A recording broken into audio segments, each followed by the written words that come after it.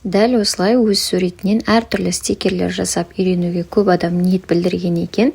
Ендеше осы видеоны соңына дейін қарап, тіркеліп, маған қолдау білдіріп кетіңіздер.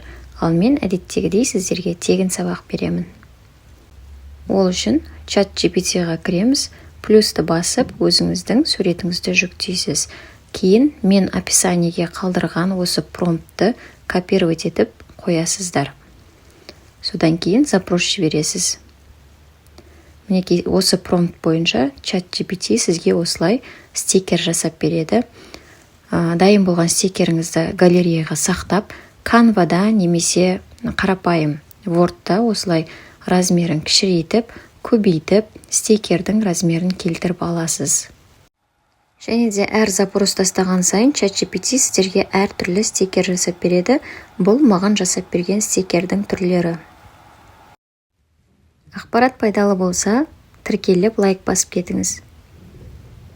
Достарыңызбен де бөлісіп қойыңыз. Ал мен сіздерді тегін сабақтармен қуанта берейін.